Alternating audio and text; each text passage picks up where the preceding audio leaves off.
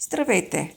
В днешния урок ще ви покажа как да си изработите сами дамска чанта от акрилни маниста. Аз съм Красимира Дякова и добре дошли на моя YouTube канал. И така да видим какви материали са ни необходими. Започвам с манистата, 8 мм акрилни маниста, корда с дебелина 0,6 мм, ножички, разбира се, линийка или сантиметър и едно листче, на което съм си направила схемичката как ще изработя моята чанта. И така да започваме.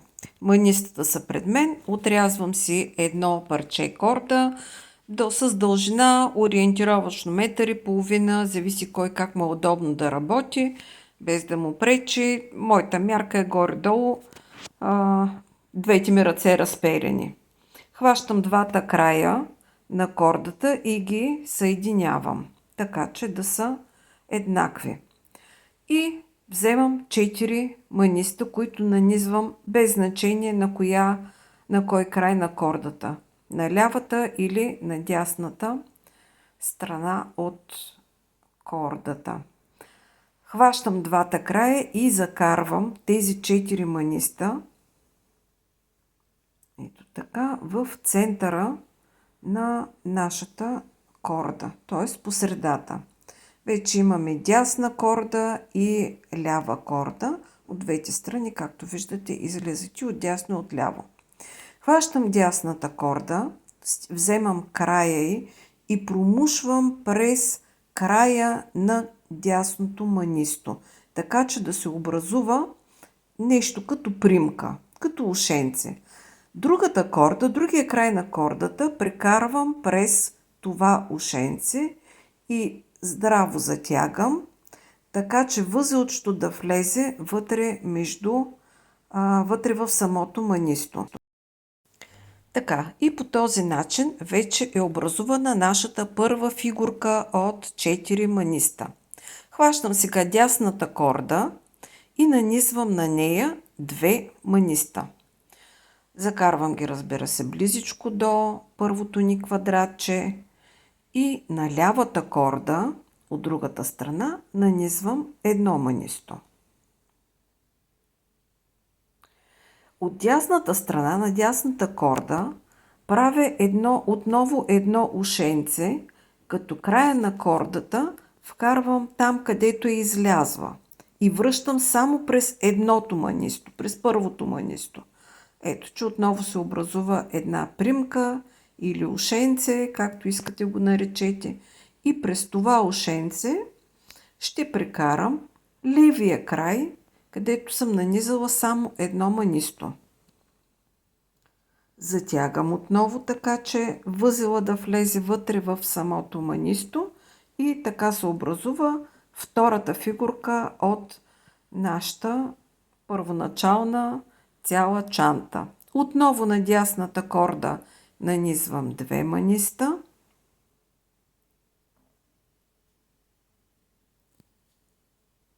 Така.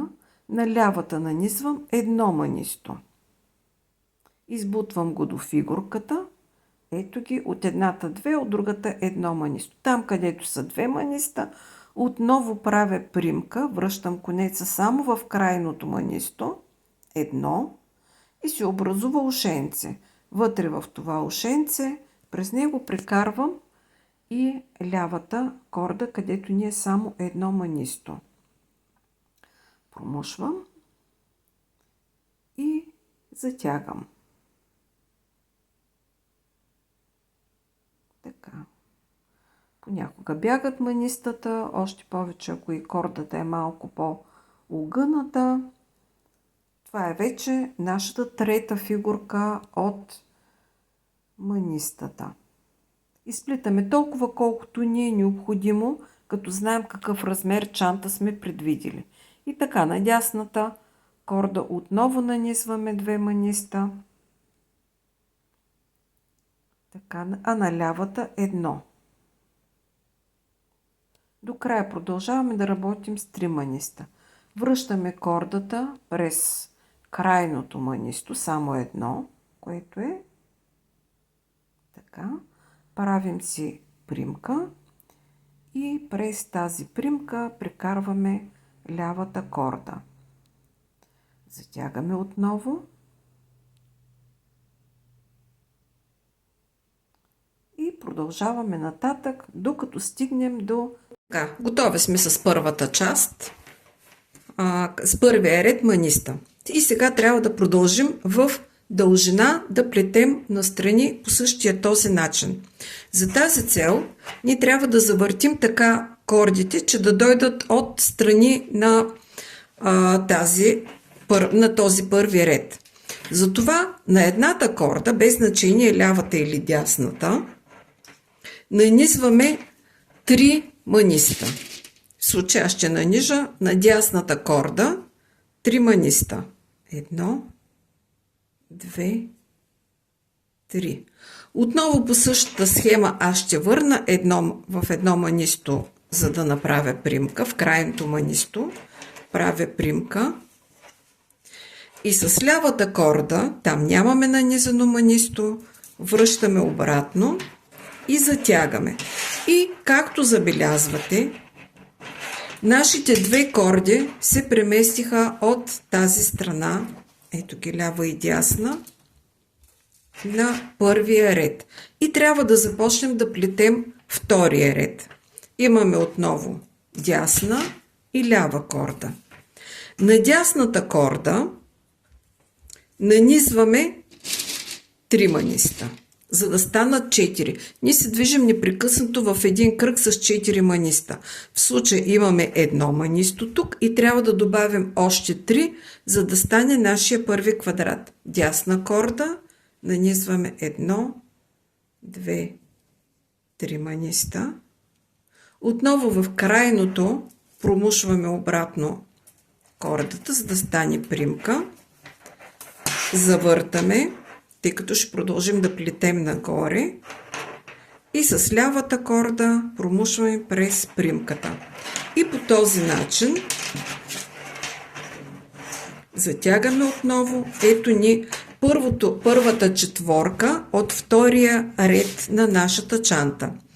Оставяме дясната корда, вземаме лявата. С лявата корда, с края на лявата корда, промушваме през първото манисто от ляво. То е 1. Ето, не знам дали се вижда. Така. И правим ъгъл. Дясната корда излиза от дясно, лявата корда излиза отгоре. На дясната корда добавяме 2 маниста. 1, 2. Така. Връщаме отново. На всяко изплитане правим примка, за да може да стои самата чанта права, за да не се огъва. И затягаме хубаво.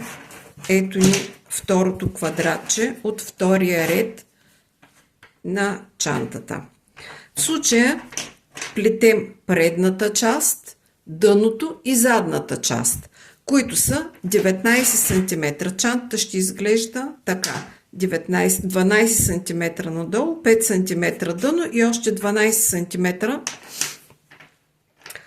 гръб. Но за това после.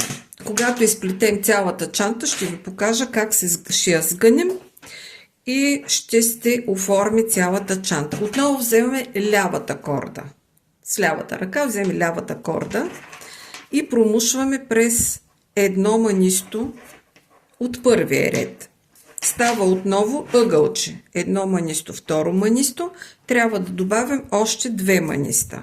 На дясната корда добавяме 2 маниста. Нанизваме ги. Връщаме обратно, правим примката и с лявата корда преминаваме промушваме през примката, за да затеглим. Отново възелчето е вътре в самото манисто, за да не се вижда. Ето, направихме третото квадратче от нашата чанта. Втори ред на чантата. Отново с лявата корда през най-близко стоящото манисто правим ъгълче. На дясната корда 2 маниста. Промушваме обратно да направим примката и затягаме. Така. Ето следващото квадратче. Отново лявата корда преминава през едното манисто от... Всъщност съединяваме с първия ред. Това е начина. И на дясната корда нанизваме 1, 2 маниста. Връщаме обратно за примката. Това ми пречи. Връщаме обратно за примката и с лявата корда промушваме през примката. Ето, застана. Така. Отново лявата корда в лявата ръка минава през манистото от първия ред. Изтегляме в дясната корда. Отново слагаме 2 маниста. Ето ги. Правим обратен завой. И хубаво затягаме, хубаво и здраво затягаме, за да стои права самата чанта. Така, отново с лявата корда минаваме през едното манисто. Така, дясна корда, лява корда. Дясната, която е настрани, нанизваме отново двечки. 2. Правим примка обратно.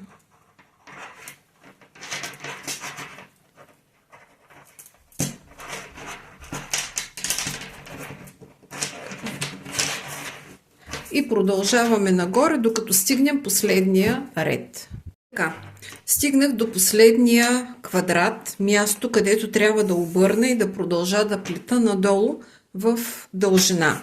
До последния ред съм стигнала. Отново да ви покажа как ставаше обръщането. Имаме лява-дясна корда, лявата преминава през последното манисто, през дупката на последното манисто и излезе. Имаме една корда нагоре и една настрани. За да дойдат кордите от дясната страна, трябва да нанижим 2 маниста. Имаме 2 нанизани. Трябва да нанижим на лявата корда 2 маниста.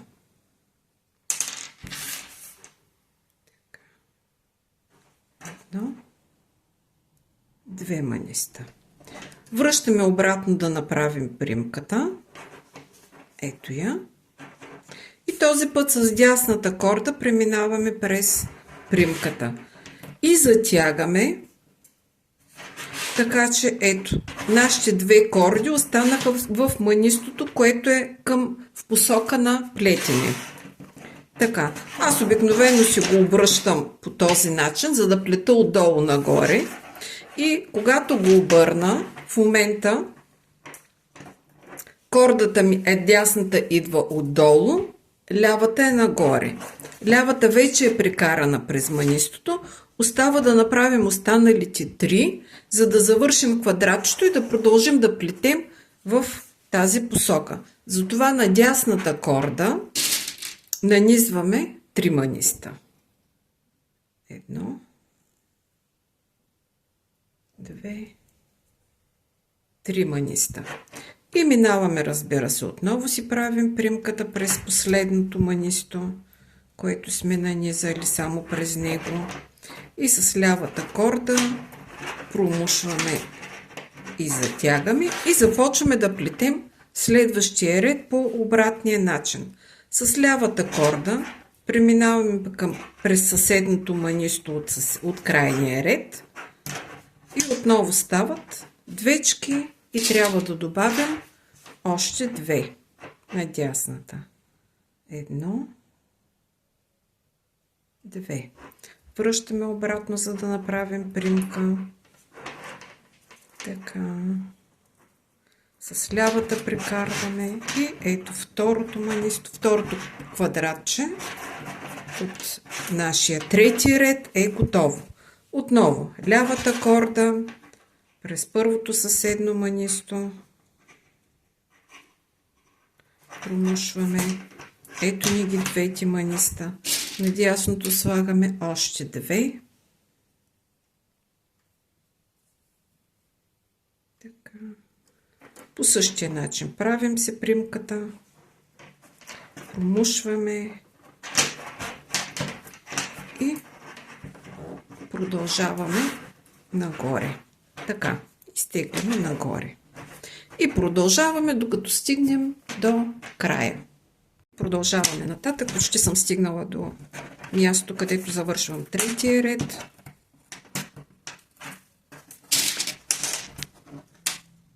На дясна корда. Две маниста.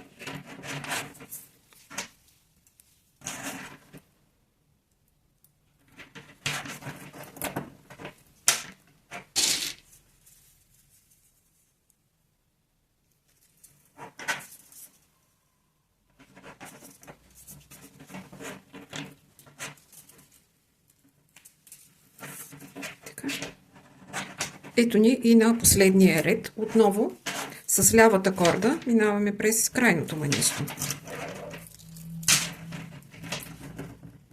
Така.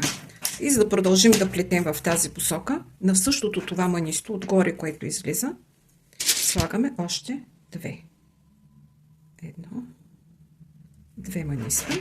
Правим си примката, но връщаме в дупката на крайното ни манисто и прекарваме с дясната корда и отново затягаме, така че лявата ни и дясната корда да излязат отстрани.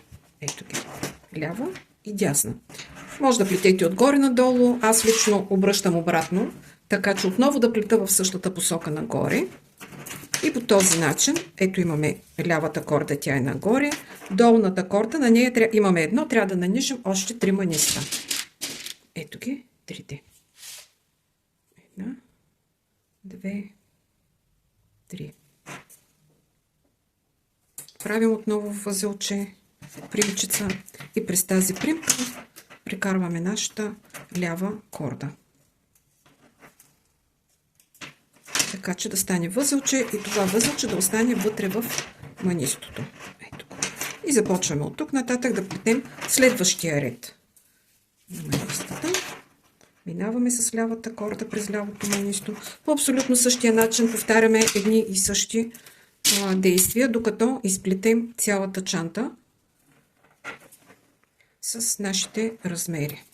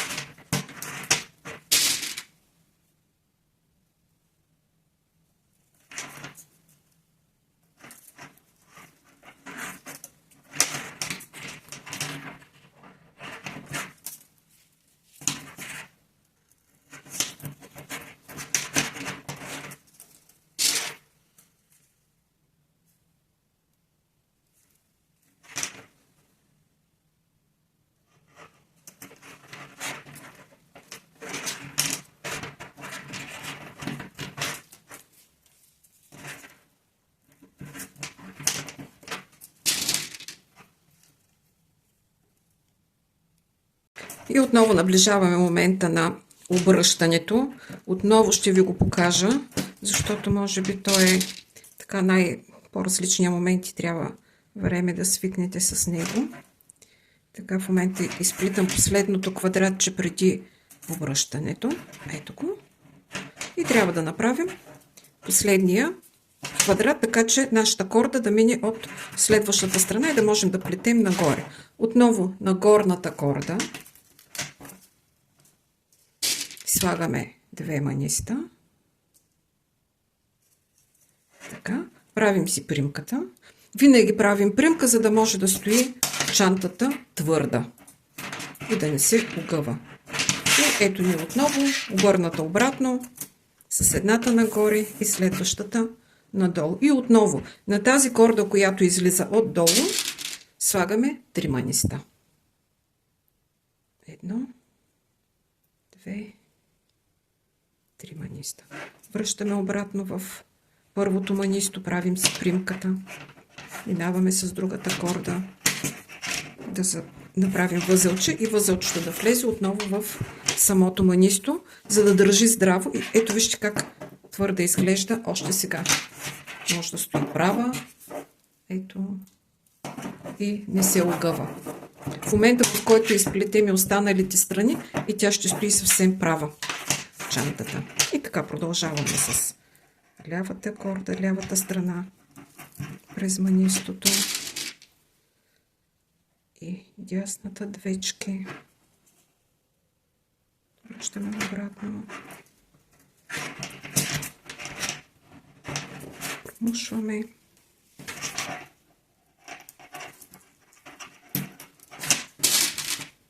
Отново. Така.